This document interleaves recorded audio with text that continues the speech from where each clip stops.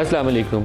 मौलाना फजलुर रहमान साहब के एक स्टेटमेंट के ऊपर अभी तुंदी और तेज़ी जो सियासत में है ना वैसे ही बरकरार है और उसमें कमी नज़र नहीं आ रही और मुझे लगता है कि आइंदा चंद रोज़ वो बरकरार भी रहेगी। मौलाना साहब मुझे लगता नहीं है कि पीछे हटने पे आमादा हैं, बल्कि वो कोशिश कर रहे हैं कि कुछ ऐसे बयानात दें ताकि उनका जो एक सियासत के अंदर शायद वो एक खोया हुआ मुकाम है वो उसको दोबारा हासिल करने की कोशिश कर रहे हैं, जो वो हासिल कर सकते हैं। पाकिस्तानी सियासत में बहुत थोड़े लोग हैं जो बहुत कम नशिस्तों के साथ ख़ुद को हमेशा रेलेवेंट रखने में कामयाब रहते हैं। वो पॉलिटिकल सेटअप के अंदर भी रेलेवेंट रहते हैं, वो मिलिट्री सेटअप के अंदर भी ख़ुद को रेलेवेंट रखते हैं। पाकिस्तान के माजी करीब के, कम अज़ कम मौजूदा का मुझे पता नहीं है, लेकिन माजी करीब के जितने आर्मी चीफ़ रहे हैं वो मौलाना फजलुर रहमान और उनकी जमात के साथ रब्ता अच्छा बरकरार रखते हैं। पार्लिमान के अंदर भी मोहतरमा बेनज़ीर भुट्टो की हुकूमत होती थी या नवाज़ शरीफ की हुकूमत हो तो मौलाना साहब का एक उसमें वज़न ज़रूर बरकरार रहता है। मौलाना साहब ने बयान दिया है, उसमें बहुत सारे हिस्से तो मैं नहीं सुनाऊँगा, उसमें कुछ चीज़ें ऐसी हो सकती हैं कि वो मुश्किलात पैदा कर सकती हैं, लेकिन एक हिस्सा जो पार्लिमान के मुतल्लिक़ उन्होंने कहा वो मैं आपको दिखाता हूँ। दिखाइएगा। पार्लियामेंट की अहमियत खत्म हो चुकी है। पार्लियामेंट घर की लौंडी है।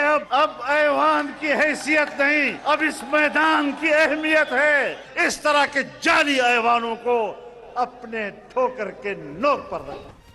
अब पाकिस्तान में बहुत सारे ऐसे सियासतदान हैं जो जोड़ तोड़ के महारत रखते हैं, ज़रदारी साहब को कहा जाता है कि वो मफाहमत के बादशाह उनको लोग कहते हैं। मौलाना फजलुर रहमान के अंदर भी एक एबिलिटी है कि वो पुरानी तर्ज की सियासत करते हैं जिसमें जोड़ तोड़ के ज़रिए कुछ लोगों को इकट्ठा किया जा सकता है। आजकल PTI के साथ इनकी इंगेजमेंट चल रही है और अगर इस्टेब्लिशमेंट या मौजूदा जो कोलिशन गवर्नमेंट है इनके साथ इनका इंटरेक्शन बढ़ता नहीं है, वो दूरी बरकरार रहती है, तो कभी इम्कान ये है कि ये ख़ुद को अलाइन करने की कोशिश करेंगे PTI के साथ ताकि इनका सियासी वज़न बढ़ जाए।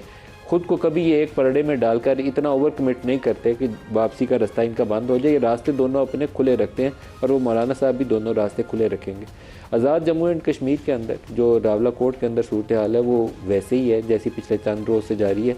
शायद मौलाना फजलुर रहमान को जो इब्तदाई दिनों में बात हुई थी कि इनको भेजा जाए AJK में उस जॉइंट एक्शन कमेटी के साथ बातचीत के लिए मुनासिब तजवीज़ थी, क्योंकि मौजूदा हुकूमत में मुझे लगता नहीं है कि कुछ ऐसे लोग मौजूद हैं जो मुफाहमत के ज़रिए रास्ता निकाल कर आगे बढ़ सकते हैं। बिलावल भुट्टो वहाँ गए हुए हैं और पीपल्स पार्टी के अंदर माजी के अंदर ये एक ताकत होती थी। जैसे मौलाना हमारे यहाँ नवाबज़ादा नसरुल्लाह खान एक अपोजिशन की पॉलिटिक्स में बड़ा नाम थे, वो जोड़ तोड़ करके अलाइंसेस बना लिया करते थे।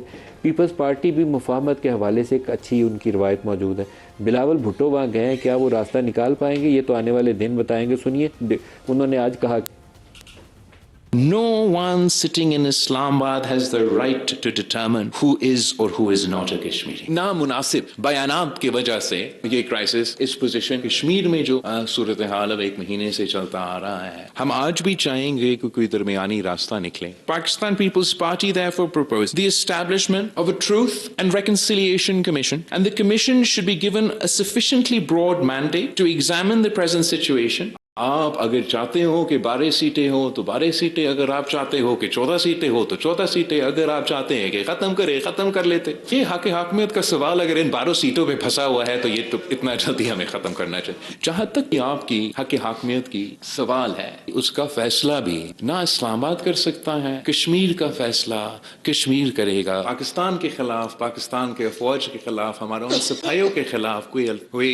बात करेगा तो हमें ये बर्दाश्त नहीं कर सकते। अब ये बिलावल की स्टेटमेंट बहुत अच्छी है सियासी एतबार से।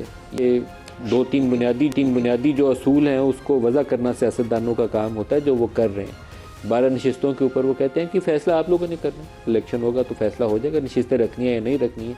प्रोपोर्शनल रिप्रेजेंटेशन पे भी जाके आप 5-6 नशिस्तें मखसूस कर सकते हैं। बहुत मुनासिब बात है, आप अंदर जाएँ पार्लियामेंट के अंदर और अपनी असम्बली के अंदर बैठ के इस तरह तब्दीली कर लें।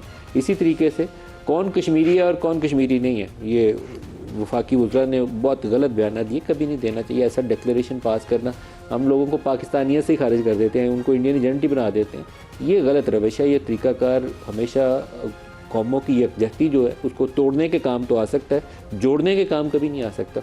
तो बिलावल का बयान दुरुस्त है, आई होप कि कुछ करें भी। सर्ट करने की ज़रूरत है सियासतदानों को, सारा काम पिंडी पे छोड़ के तो खुद जाके सत्तू पी के सो जाएं, वो तरीकाकार दुरुस्त नहीं है। फेडरल गवर्नमेंट इस मामले में बहुत कमज़ोर है। मुझे नहीं लगता कि वो अपना जहाँ जिम्मेदारियाँ सियासी मैदान में उनको दिखानी चाहिए थी वो दिखा पाए हैं, और आइंदा आने वाले दिनों में भी मुझे उनसे तवक्को बहुत ही कम है। शहबाज साहब ने अपना बेशतर काम जो है वो दूसरों पे छोड़ के सिर्फ खुद दूसरों की तारीफ़ तक महदूद रखते हैं, शाबाश करके बाकियों को बैठ जाते हैं कि मेरा काम इतना ही है कि वेरी वेल डन, आप ही की वजह से सारा पाकिस्तान चल रहा है। आज के प्रोग्राम में जो हमारे साथ शुरका हैं डॉक्टर तारिक फजल वफाकी वज़ीर पार्लिमानी अमूर, जौहर सलीम साहब हैं साबिक सफ़ीर पाकिस्तान के, और शफ़ी जान साहब हैं वज़ीर इत्तलाआत खैबर पख्तूनख्वा। सबको खुश आमदीद कहते हैं। अगर आपकी इजाज़त हो तो जौहर सलीम साहब से हम मसला ईरान के ऊपर एक आध बात कर लें, फिर हम सियासी मैदान के अंदर आपकी तरफ आ जाते हैं। जौहर सलीम साहब, ट्रंप साहब भी कह रहे हैं कि आपके पास टाइम नहीं है, डील करो डील करो डील करो, जो पहले उनकी रट उठती थी। ईरान के पास भी आई फील के अपॉर्चुनिटी यही है कि डील करें, लेकिन दोनों लड़े जा रहे हैं, बमबारी करी जा रहे हैं। वो कहते हैं आपका जो सिविल इंफ्रास्ट्रक्चर है उसको भी हिट करेंगे। कहाँ एंड होगी ये चीज़? इस वक्त मुश्किल सिचुएशन है। देखिए, मैंने ये पहले ही कहा था कि ईरान की जो दाखिली सियासत है वो बहुत ज़्यादा असरअंदाज होगी इस प्रोसेस पे, जो कि अब साफ नज़र आ रहा है वहाँ पे। अब इस वक्त तो ये हो गया, हार्डलाइनर्स बिल्कुल प्रिवेल कर गए हैं, ख़ासतौर पर ये फ्यूनरल प्रोसेशन के बाद जो एक सेंटिमेंट वहाँ पर बना है। दूसरा ये है कि अमेरिका के पास भी बहुत क्लियर प्लान नहीं है। जब उन्होंने डिस्टर्ब करना दोबारा शुरू किया, अब अमेरिकन क्या कर रहे हैं? एक तो चलें जी बॉम्बिंग करके कोशिश उनको की कि ईरानी समझें और वो खोल दें, या एटलीस्ट अपना इंटेंट बताया कि जी हम इसको खोलने की कोशिश करेंगे, पूरी उनको कंटेस्ट करेंगे ईरान जो कंट्रोल अपना कहता है। दूसरा ये है कि वो डिग्रेड कर रहे हैं उनकी कैपेसिटी कोस्ट लाइन के साथ साथ बॉम्बिंग करके सारी जोन सी है, जो कि अब मुसलसल बॉम्बिंग वो कर रहे हैं। और तीसरा ये है कि ज़ाहिर प्रेशराइज भी उनको कर रहे हैं ताकि वो नेगोशिएशंस की तरफ आएँ। लेकिन उसमें प्रॉब्लम ये हो जाती है कि ट्रंप के साथ कोई कोहेरेंट स्ट्रेटजी नहीं रहती। वो अचानक कोई ऐसी स्टेटमेंट्स दे देते हैं, जिससे अभी उन्होंने स्टेटमेंट दे दी कि हम तो इस पे इतना ज्यादा टोल खुद लेंगे, 20% उनका हम टैक्स लेंगे। अब वो झक मार रहे हैं ना, देखें जिस बात के ऊपर ईरान पे बमबारी कर रहे हैं वो कहते हैं हम लेंगे। उससे सारा एक तो मॉरल हाई ग्राउंड लूज हो जाता है, और फिर जो आप सारी एक स्ट्रेटजी बिल्ड करते हैं ना, वो उसकी सीरियसनेस खत्म हो जाती है। ये मैं देख रहा हूँ कि इस जंग में अगर मेरे हिसाब से कोई अगर ऐसा अमेरिका की साइड पे लीडरशिप ऐसी होती जो बहुत ही ज़्यादा स्टेबल और थोड़ा स्ट्रेटेजिक सोच रखती। आप ट्रंप को स्टेबल नहीं समझते? वो नहीं स्टेबल होंगे, बट बयानात की हद तक तो नहीं है ना। बयानात तो आपने देखे ही हैं उनके। अब ईरान के अंदर क्या है? ईरान के अंदर बिल्कुल इस वक्त जो प्रैग्मेटिस्ट हैं वो साइड लाइन हो गए हैं सारे। बेशक वो सदर पेज़ेश्कियान हो, अब्बास अराक्ची हो, जो स्टेटमेंट्स वगैरह जो मर्जी देते रहे। इवन कालिबाफ जो है उन्होंने जो मूड देखा है इस वक्त, जो बाकी सारा चल रहा है, वो भी अब जो है ना, पहले वो प्रैग्मेटिस्ट थे, अब वो बीच में आ गए, बिकॉज उनको अपनी सियासत भी बचानी है। बाकी जो है बाकिर जुल्कदर जो है, मोहसिन रज़ाई हैं, या अहमद वाहिदी हैं, या कुद्स ब्रिगेड के जो हैं हेड, और फिर मुश्तबा खमेनाई, बिकॉज उनकी प्रेजेंस देखें अभी तक तो वो आवाम को नज़र भी नहीं आए, कभी उन्होंने सामने आके कोई बात भी नहीं की।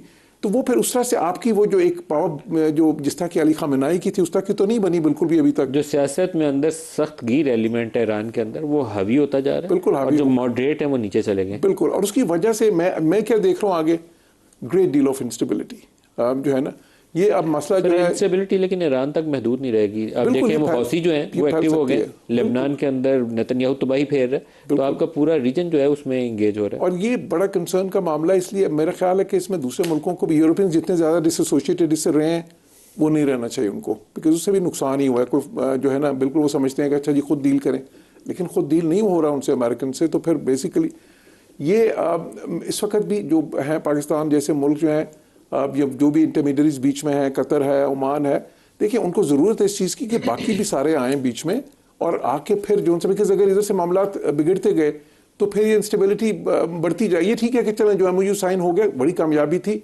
आगे भी जिस वक्त भी निगोशिएशंस रिज्यूम होती हैं, आपके पास एक डॉक्यूमेंट होगा कि आप उधर से शुरू कर सकते हैं, तो एक बेसिस होगी। लेकिन अभी तो जो सिचुएशन है उसमें तो ये कोई इतना आसान नज़र नहीं आ रहा। जो अमेरिका की दाखिली सियासत है, अगर उसको ले लें तो ट्रंप पे वो प्रेशर नहीं है जो वो समझता है ईरान के, बड़ा प्रेशर है ट्रंप के ऊपर। क्योंकि ट्रंप इस वक्त जो है ना, देखिए पहले तो ये था ना कि जी जंग शुरू कराई है, एग्रेसर है ये वो, अब तो ये हो गया कि नहीं जी उसने तो जंग चलाना खत्म कर दी थी, अब ईरान ने दोबारा शुरू की है। अब अगर वो स्टैंड ले रहा है तो उसके पीछे रैली करेंगे रिपब्लिकन एटलीस्ट, तो उसको इसलिए आपको इतना ज़्यादा खतरा नहीं है कि वोट लूज करेगा इसके ऊपर। सो डॉक्टर तारिक फजल चौधरी साहब, जो पाकिस्तान का रोल था बहुत सेंट्रल था ये सारे मामले के अंदर, MOU तक आने का जो मामला था, लेकिन अब शायद हमें दोबारा से एक नई कोशिश करनी पड़ेगी।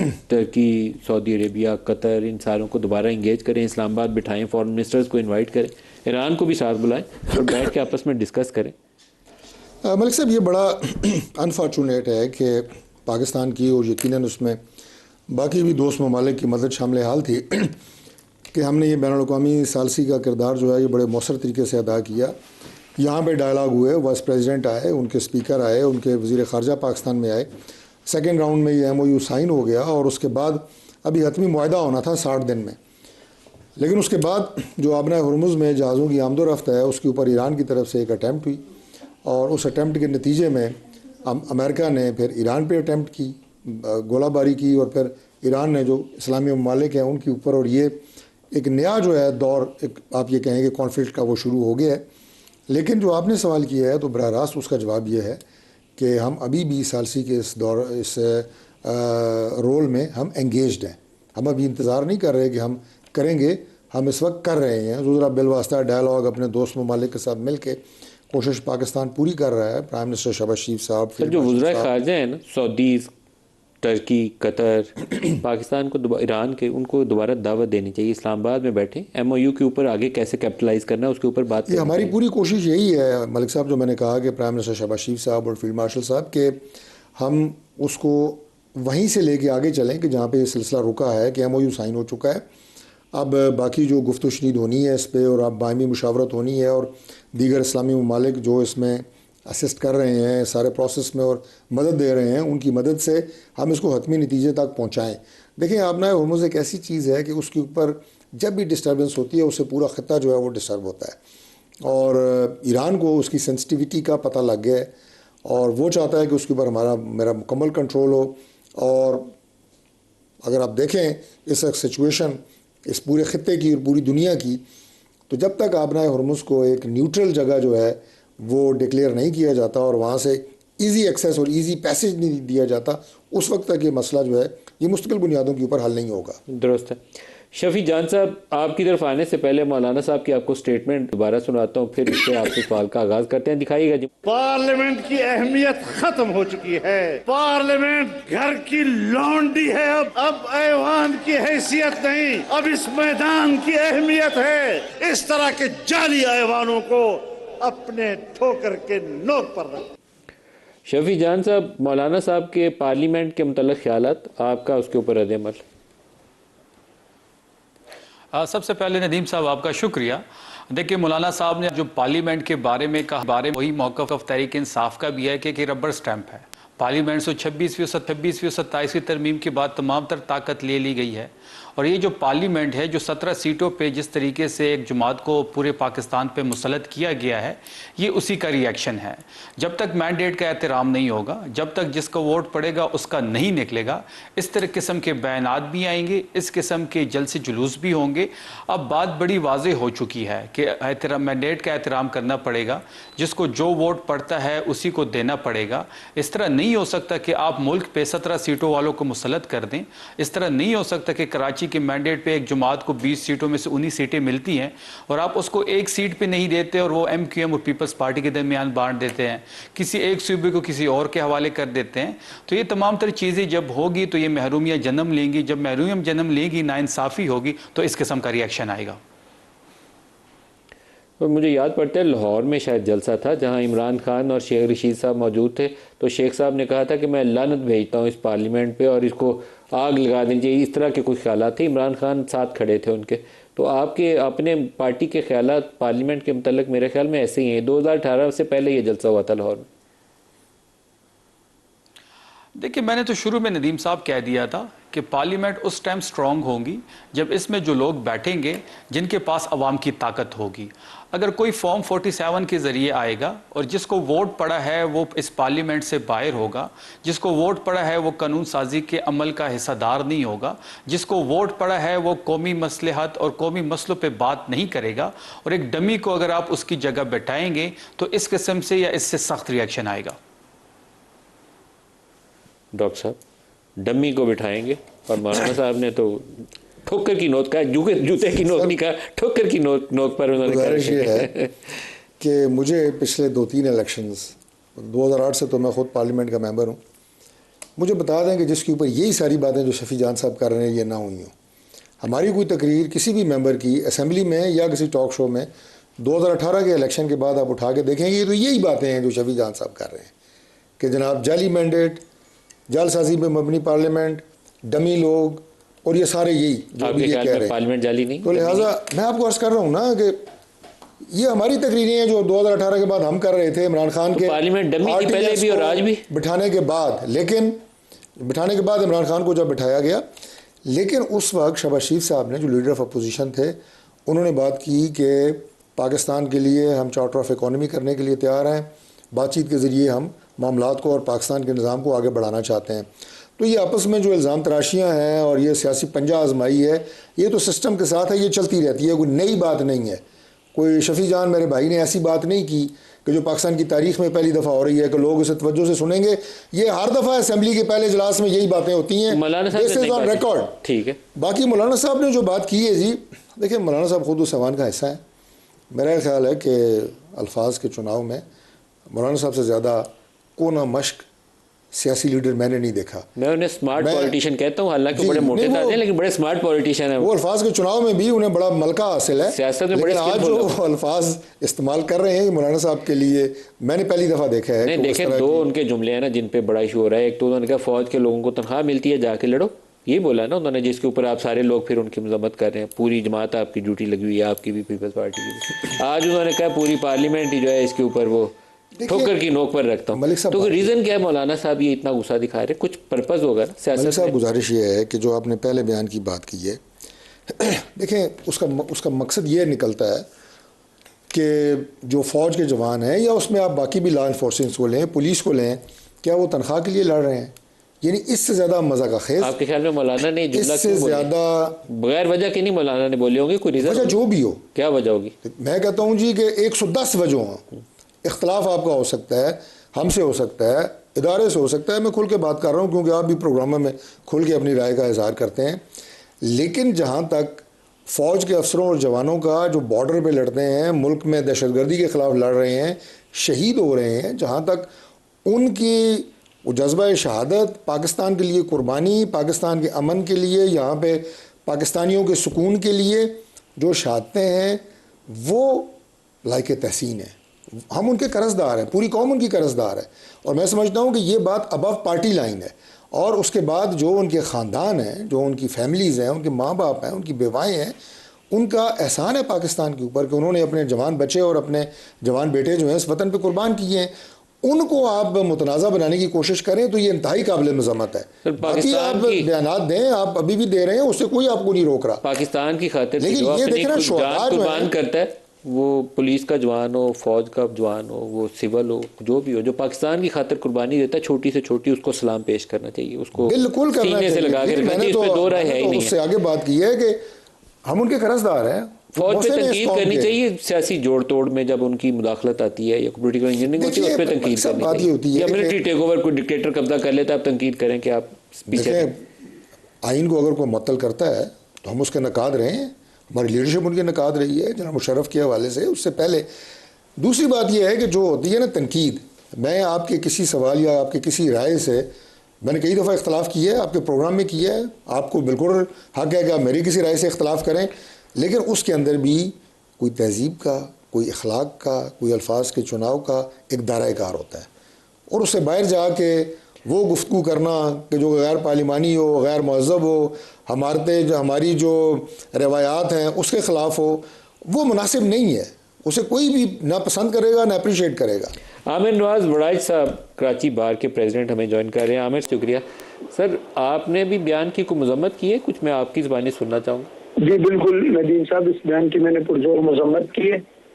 और ये कराची बार का ऑफिशियल रिएक्शन है या आपकी ज़ाती राय है?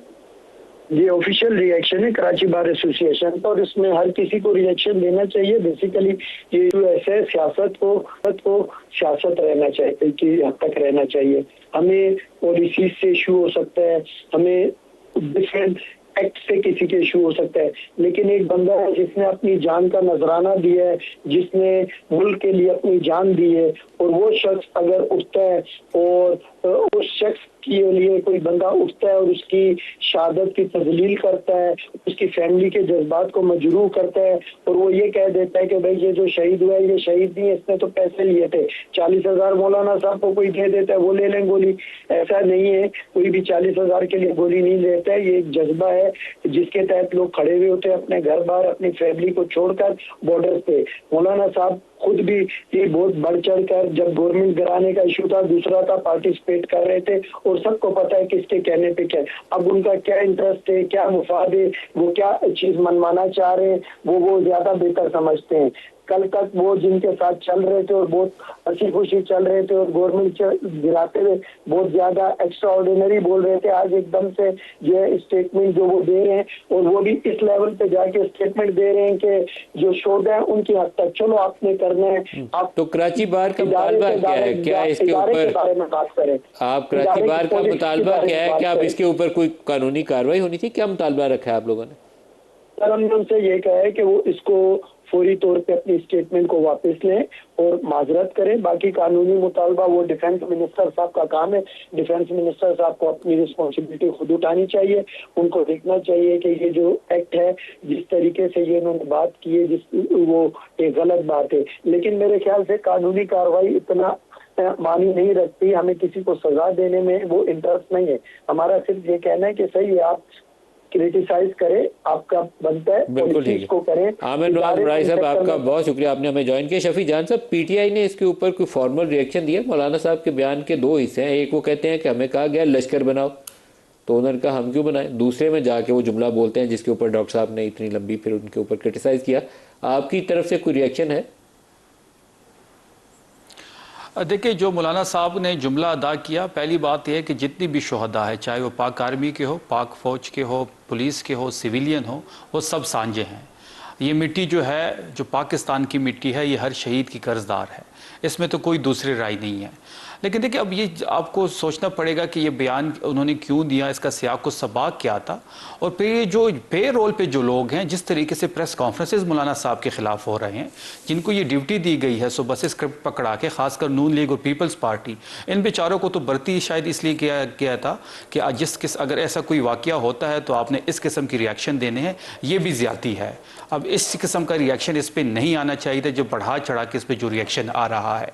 देखिए, जहाँ तक देखिए ये चीज़ हुई क्यों है, क्या आपको अभी तो मेरे भाई हैं डॉक्टर साहब, उन्होंने अखलाकियात का दर्ज दिया, उन्होंने कहा कि तहजीब के दायरे में होनी चाहिए। जब ये पोजीशन में थे और ये जो नारे लगाते थे, मरीम नवाज जो नारे लगाती थी, और आज वो वज़ीर आला है, नवाज शरीफ इदारे के सरबराह पे प्रेस कॉन्फ्रेंस करते थे, इदारे के सरबराह के खिलाफ जो ज़बान वो इस्तेमाल करते थे, वो सब आज कहाँ पे है? तो देखिए, फिर जो FIR मरीम नवाज के खिलाफ उस टाइम में हुई, जो नवाज शरीफ के खिलाफ हुई, क्या वो गलत थी या सही थी?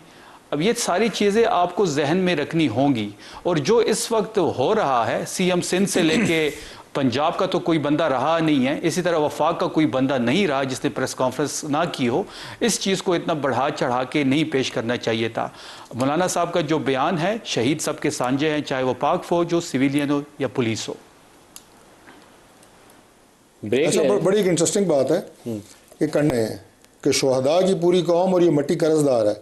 हमें से कोई कहे तो वो स्क्रिप्ट है भाई, खुद आप कह रहे हो, इसलिए आपको तो तनकीद खुद आप नहीं, तो उसकी भी ड्यूटी लगी हुई है। फिर वो भी शुहदा की इज्जत, तकरीब और कर्जदार होने की बात कर रहे हैं। ये एक नेशनल ड्यूटी है, मैं ऐसे एक नेशनल ड्यूटी के तौर पे और एक पाकिस्तानी के तौर पे कर रहा हूँ, और करना चाहिए।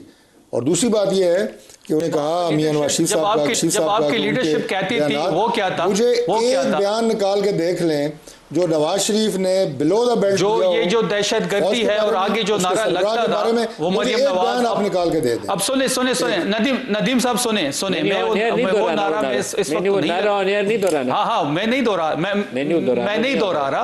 मरियम नवाज अपने जलसों में ये नारा नहीं लगाती थी। आज वो वजीर आला की मनसब पे बैठी हुई है, अपनी सीट हारी हुई है, लेकिन स्क्रिप्ट और वीडियो आप भिजवा दें। नदीम साहब इस बात के गवाह हैं, पूरा पाकिस्तान इसका गवाह है। मरियम मैं आपको अभी भेज रहा हूं, करने से बात नहीं बनती। आप भेजें मलिक साहब को भेजें। खुद ये नारा नहीं थी लगाती, उनके जलसों में ये नारे लगते रहे, और आपके जलसों में तो 10-10 बंदे कड़ी होती थी, गुजरावाली होती थी। जो गुजरावाले वाली जो तकरीर थी नवाज शरीफ साहब की, उसमें उन्होंने आर्मी चीफ उस वक्त के जनरल बाजवा और जनरल फैज जो DGI थे उनके नाम क्या कहा था? आप चलाएं मीडिया, आप जवाब दें। मैं आपको चैलेंज करता हूं, आप जिम्मेदार हैं इलेक्शन में क्या हुआ साहब, मुल्क में जो हालात हैं इसके आपने इसका जवाब, आप जिम्मेदार, बाजवा साहब और जनरल फैज साहब, और जनरल फैज साहब को गाली दी, ये आप है तमीज़ जिम्मेदार का हैं, दायरा, आप जिम्मेदार ये हैं। है हमारे फिर इलेक्शन में भी जो कुछ हुआ था उसमें भी आप जिसके जिम्मेदार तहत हैं। मैंने कहा इख्तलाफ करें, आप बयान दे सकते हैं, लेकिन किसी की तहजीब आर्मी चीफ किसी का के लिए तहर आपने हुआ below नहीं the किया। belt अल्फाज सवाल पैदा नहीं होता कि नवाज शरीफ ने कभी बिलो दी इस्तेमाल बेल्ट तो किया। खैर करने ही नहीं चाहिए। नहीं, वैसे भी जो जिस बंदे ने पाकिस्तान के लिए अपनी जान दी है ना जी, उसके ऊपर कोई तनाज़ा उठाए तो वो हमारा मुफाद नहीं है। उसकी नाम है, उसको गले से लगाएं, उसके ऊपर सियासत मत करें। आप बाकी सियासत करें, कहें फ़ौज सियासत से दूर रहे, फ़ौज का काम नहीं है कि वो पॉलिटिकल इंजीनियरिंग में इन्वॉल्व हो, ये सब बातें ठीक है, जनरलाइज स्टेटमेंट है। लेकिन कहीं किसी ने पाकिस्तान की खातिर जवान ने जान दी है तो उसको तो आपको गले से लगाना चाहिए। उसके ऊपर कोई सियासत या कोई तनकीद, कोई जुमला भी ऐसा गलती से भी नहीं बोलना चाहिए जिससे कोई वजह तनाज़ा पैदा हो सकती हो। एक ब्रेक ले लें, हमारे साथ रही।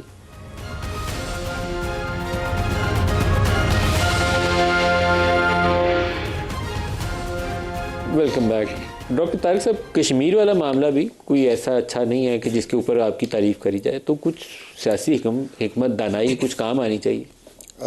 मलिक साहब, मैं आज बिलावल साहब जो अपनी इंतखाबी मुहिम के सिलसिले में हम ज़फ़राबाद पहुँच चुके हैं, मैं उनकी हवाले से आपके चैनल पे एक टिकर देख रहा था कि बिलावल साहब ने फेडरल गवर्नमेंट को आड़े हाथों लिया। आज जो मीडिया से इंटरेक्शन कर रहे थे और बात कर रहे थे, और बिल्कुल उसी तरह आपने भी अपने प्रोग्राम के इब्तदाई गुफ्तगू में फेडरल गवर्नमेंट को आड़े हाथों लिया। जी हाँ, तो इन दोनों का जवाब ये है कि बिलावल साहब ने बुनियादी तौर पे जो हमारा मौक़िफ़ था 12 सीटों के हवाले से, उसकी तायीद की है। तायीद क्या की है? उन्होंने ये कहा है कि ये फ़ैसला कश्मीरियों ने करना है और ये फ़ैसला कश्मीर करेगा। यही बात जब 30 मई को इस साल हम गए थे इस कॉल से पहले कि यार ये ना करें आप, 9 जून को जो आपने कॉल दी हुई है, तो हमने इनसे मुज़ाकरात किए थे। मैं बस थोड़ी सी बात करूँगा कि आपने कहा ना फेडरल गवर्नमेंट का रोल, हमने इससे पहले भी मुज़ाकरात किए थे। अक्टूबर 2025 में प्राइम मिनिस्टर शहबाज शरीफ साहब की डायरेक्शन पे हमारी 5 रुकनी वुज़रा की कमेटी गई थी और जब परवेज़ अशरफ और कमर कारा साहब साथ थे, जब 38 निकात पे मुआहदा हुआ था, वो भी फेडरल गवर्नमेंट की डायरेक्शन पे हुआ था, उसमें से 35 पे अमल हो चुका। इस दफ़ा भी हम गए 30 मई को, राना सनाउल्लाह, मैं, एक और हमारे मिनिस्टर थे और पीपल्स पार्टी के लोग थे, प्राइम मिनिस्टर साहब के डायरेक्शन पे कि खुश असलूबी से मुज़ाकरात से इसको तय करें। और हमने वहाँ पे यही कहा कि 12 सीटों का मामला जो है ये पाकिस्तान डिसाइड नहीं करेगा, ये आज़ाद कश्मीर के कॉन्स्टिट्यूशन में प्रोटेक्टेड सीटें आप डिसाइड करें। वही बात बिलावल साहब कर रहे हैं। बिलावल को ये क्यों लगा कि वफाकी वुज़रा की वजह से ये सूरत हाल पैदा हुई है? देखें, आज़ाद कश्मीर में इलेक्शन हो रहा है ना, तो बिलावल साहब ये तो नहीं कह सकते वफाकी वुज़रा ने बड़ा अच्छा काम किया है कि 2025 में भी डायलॉग किया, मुआहदा किया। कहते तो क्या अर्ज था? नहीं, वो तो नहीं है बहरहाल। नहीं, वो हमारे इत्तेहादी हैं, हमारे लिए बहुत काबिल एहतराम है, लेकिन वहाँ पे इलेक्शन तो हम एक दूसरे के मुकाबले में लड़ रहे हैं ना, तो वहाँ वो हमारी तारीफों के पुल तो नहीं बांधेंगे। लेकिन ये मैं कह रहा हूँ कि मुझे इस बात का सूरत हाल इतनी बिगड़नी नहीं चाहिए। इस बात का मुझे खुशी है कि उन्होंने हमारे मौक़िफ़ की तायीद की है कि 12 सीटों का फ़ैसला कश्मीर और कश्मीर के अवाम करेंगे। एक बात। दूसरी बात यह है जी कि जहाँ तक आपने कहा कि हमने किसी को, मलिक साहब, किसी को इंडियन एजेंट नहीं कहा, लेकिन इंडिया पाकिस्तान में जहाँ पे भी उसे कोई वीकनेस, कोई सॉफ्ट बैली नज़र आती है, वहाँ पे हिट करने की कोशिश करता है, क्योंकि हमने उसे बयानुल महसूस में धूल चटाई हुई है। ये एक फैक्ट है।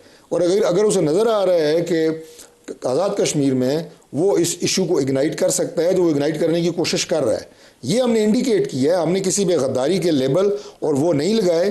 आधे लोग आपके गद्दारी के लेबल लगा चुके हैं, तो आपको गुरेज करना चाहिए। नहीं लगाना, बिल्कुल नहीं लगाए। मैं सबसे ज्यादा मैं समझता हूँ जहाँ सूरत हाल खराब होगी ना, इंडिया आपका बदतरीन सबसे ज्यादा डील कर रहा हूँ, उसका फायदा उठाने के लिए अंदर घुसेगा। आपको ऐसी सूरत हाल से पूरी कोशिश करनी चाहिए, इज्तनाब। हम बिल्कुल अवॉइड कर रहे हैं। मैं तो आपको इंटरनेशनल लेवल के ऊपर वो कहानियाँ इंडिया घड़ने की कोशिश हर मौके के ऊपर करता है, लेकिन यहाँ पे इंशाल्लाह ताला ये मामला खुश असलूबी से, और हम नहीं चाहते, हम तो बस आखिरी बात मैं कर रहा हूँ कि हम जॉइंट एक्शन कमेटी के लोगों को भी हमने ये पैगाम दिया है आपकी मीडिया के थ्रू, या अगर मौलाना साहब ने कहा, उनको भी हमने ये कहा कि पुरअमन तरीके से आप मुंतशिर हो जाएँ और उसके बाद जिन लोगों के ख़िलाफ़ मुकदमात हैं वो फेस करें। 8 के करीब लॉ इन्फोर्सिंग एजेंसीज, पुलिस के लोग शहीद हो चुके हैं, तो जिन पे मुकदमात हैं वो अपने मुकदमात का फैसला करें। मैंने एक कदम आगे बढ़ के आज ये कहा है, गो कि इसकी अप्रूवल मैंने फेडरल गवर्नमेंट से अभी तक नहीं ली, प्राइम मिनिस्टर से नहीं ली। मैंने ये कहा कि अगर आप ये चाहते हैं कि आपको सेफ एग्ज़िट दिया जाए और आप अदालतों से ज़मानत करा के फेस करना चाहते हैं मुकदमात को, हम इस पर भी बात कर सकते हैं कि फौरी तौर पे आपको नहीं गिरफ्तार करें, आप अपनी ज़मानतें ले लें और मुकदमात का सामना करें। तो ये बड़ा एक लीनियंट व्यू है। स्टेट के बारे में बड़े सख्त अल्फाज इस्तेमाल किए गए हैं। इसमें जो खुद मेंबर हैं कोर कमेटी के, जॉइंट एक्शन कमेटी कालादम के, वो खुद कह रहे हैं कि जी ये लोग जो हैं इनका हमसे कोई ताल्लुक नहीं है। तो आप अंदाज़ा लगाएं, उन्हें भी सोचना चाहिए कि उनका स्टेज क्यों मिसयूज़ हो रहा है। शफी जान, आपकी जमात भी 5 अगस्त के लिए तैयारी पकड़ रही है और कल हमारे प्रोग्राम में थे कामरान मुर्तज़ा साहब, उन्होंने कहा कि पीटीआई का एक डेलीगेशन हमारे पास भी आया है और उसमें असद कैसर साहब का भी उन्होंने नाम लिया कि वो भी शामिल थे और वो मौलाना साहब को कह रहे हैं कि मिल के जद्दोजहद करते हैं। तो कोई ऐसे कुछ चांसेस हैं कि आप और मौलाना फजलुर रहमान साहब सियासी जद्दोजहद इकट्ठे करने का इरादा रखते हो? बिल्कुल, मैं नदीम साहब आपके सवाल पे आऊँगा। मैं कश्मीर में सिर्फ ये बात करना चाहता हूँ कि जो तहरीक इंसाफ का डिसीजन था वो बिल्कुल सही साबित हो रहा है। आपके इल्म में होगा कि पीपल्स पार्टी के कुछ रहनुमाओं के बयान ऑन रिकॉर्ड हैं। वो ये कहते हैं कि जब हम वहाँ पे कैंपेन लीड करने गए तो वहाँ पे हमारे साथ बर्ताव अच्छा नहीं किया गया और वो वापस आ गए। अभी आपने वफाकी वज़ीर साहब आपके साथ मौजूद हैं, तारिक फजल चौधरी साहब, मैं भी इनको ये मशवरा देना चाहता हूँ कि हुकूमत के पास एबिलिटी नहीं है एंगेज करने की। अगर आपने एक मुआहिदा एक्शन कमेटी के साथ किया था और उस मुआहिदे का अगर आप पास नहीं रख रहे या वो पास नहीं रख रहे, आप वफाकी, आप हुकूमत हैं, तो आपके पास ये एबिलिटी होनी चाहिए थी कि आप इन चीज़ों को एंगेज करते और इस नहज तक चीज़ों को ना लाने देते। इन हालात में वहाँ पे इलेक्शन कैसे होगा, ये बहुत बड़ा सवालिया निशान है। देखिए, जहाँ तक 5 अगस्त की बात है, 5 अगस्त को इमरान खान साहब को अगवा किए हुए 3 साल पूरे होंगे। ये कैद नहीं है, अगवा किए गए हैं, क्योंकि कैदी के भी अपने हुकूक होते हैं। इस वक्त इमरान खान साहब को कोई भी उनके जो बुनियादी हुकूक है नहीं मिल रहे, ना तभी सहूलत मिल रही है, ना मुलाकात हो रही है, आइसोलेशन में है वो, ना बेटों से बात हो रही है, ना बहनों से मुलाकात हो रही है, ना वकीलों का कोई एक्सेस है। तो इस हुकूमत ने इमरान खान साहब को अगवा किया हुआ है और इस अगवा को 3 साल पूरे हो रहे हैं 5 अगस्त को। आज हमारी पार्लिमानी मीटिंग भी थी खैबर पख्तूनख्वा हाउस में, जहाँ पे हमारे पार्लियामेंट्री रहनुमा सारे वहाँ पे मौजूद थे। अब 5 अगस्त से अब ये तहरीक इंशाल्लाह शुरू होगी और इसका पूरा एक प्लान दिया जाएगा, पूरा शेड्यूल दिया जाएगा और सारी कौम के सामने रखा जाएगा। अभी हमने मुलाकात करनी है चकजई साहब से भी, उसके बाद हमने अलामा नासिर साहब से भी मिलना है। चकजई साहब ने भी पूरा शेड्यूल देना है, पूरा प्लान देना है। एक सोच डेवलप हो रही है कि एक दिन के एहतजाज से कुछ नहीं होना। मौलाना फजलुर रहमान साहब के साथ मिलकर भी कुछ सियासी इत्तेहाद करने का इरादा है? बिल्कुल, हम मौलाना साहब के पास जाएंगे, हम मौलाना साहब के साथ ये बात भी करेंगे, हम उनको दावत भी देंगे। इस वक्त कोई भी सियासी कुव्वत जो इस हुकूमत के ख़िलाफ़ हो, इस गैर आइनी गैर जमहूरी हुकूमत के ख़िलाफ़ हो, हम उनको दावत भी देंगे। मौलाना साहब से भी हम अनकरीब मुलाकात हमारी पार्टी की लीडरशिप करेगी और इस तमाम तर जो एक तहरीक जो इंशाअल्लाह 5 अगस्त से शुरू हो रही है, इस पर तबादला ख्याल भी किया जाएगा और उनको बाकायदा तौर पर दावत भी दी जाएगी। डॉक्टर साहब, कोई आपको परेशानी है? देखिए, इससे पहले भी कई जो तहरीकें हैं उनकी कॉल पाकिस्तान तहरीक इंसाफ दे चुकी है। ज़रूर दें, ये उनका राइट है, हम इस पर उनको अगर मौलाना साहब साथ आ जाते हैं फिर? देखिए, गवर्नमेंट ज़ाहिर है मुख्तलिफ चैलेंजेस का मुकाबला करने का नाम होती है। मौलाना साहब, मैं नहीं समझता कि वो पाकिस्तान तहरीक इंसाफ की जो इससे पहले जिस तरह की पुरअमन एहतजाज के नाम के ऊपर जो पुरतशद्दुद एहतजाज उन्होंने किए, इस्लामाबाद पर चढ़ाइयाँ की, यलगारें की, मुसल्ला जत्थे की शक्ल में यहाँ पे हमलावर होते रहे, मौलाना साहब इस तरह की सियासत के कायल नहीं हैं। तो इसलिए मैं इसे बईद अज़ क़ियास समझता हूँ कि मौलाना साहब इनका साथ देंगे। बहरहाल ये इनका अपना एक राइट है, अगर ये एहतजाज की बात करते हैं या तहरीक की बात करते हैं। लेकिन जो उन्होंने बात की ना शफ़ी जान ने कि जी इनको इंगेज करें, तो मैं इससे पहले बता चुका हूँ कि हमने उनसे मुआहदे किए, उनसे मुज़ाकरात किए। ये उनका चौथा मार्च है, 3 मार्च, 24, 2 मार्च, 25 उसमें मुज़ाकरात के नतीजे में ही वो डिस्पर्स हुए। और ये जो 38 रकाती मुआहदा है, इस पे 35 आपके प्रोग्राम महदूद है। मुझे ज़बानी याद है कि कौन कौन से हम पूरे कर चुके हैं। 35 नकात हम पूरे कर चुके हैं, उनकी नौकरियाँ बहाल की हैं, मुआवजे दिए हैं, उन्हें हमने तालीमी बोर्ड्स बनाए हैं, 170 एफआईआरें हमने ख़त्म की हैं। ये 19 नकात हैं जो एग्जेक्टिव ऑर्डर से पूरे हुए हैं और बाकी के लिए फ़ंड्स हमने जारी किए हुए हैं, उसमें टेंडर हुए हैं, उनकी हमारी मशीनें हैं, उनकी बाकी जो है वहाँ पे जो मुआहदे के अंदर चीज़ें तय थी। लिहाजा हम मुज़ाकरात पे यकीन रखते हैं, हम सियासी लोग हैं। इसीलिए आज भी आपके प्रोग्राम में मैंने उन्हें रास्ता बताया है कि खुदा के लिए अमन का रास्ता इख्तियार करें, आप कानून को हाथ में ना लें, मासूम इंसानी जानों को आप इस तरह जो है डॉक्टर वो तारिक फजल चौधरी ना साहब, खतरे में शफी डालें। जान साहब, आप दोनों का बहुत शुक्रिया, इजाज़त दीजिए, अल्लाह हाफिज़।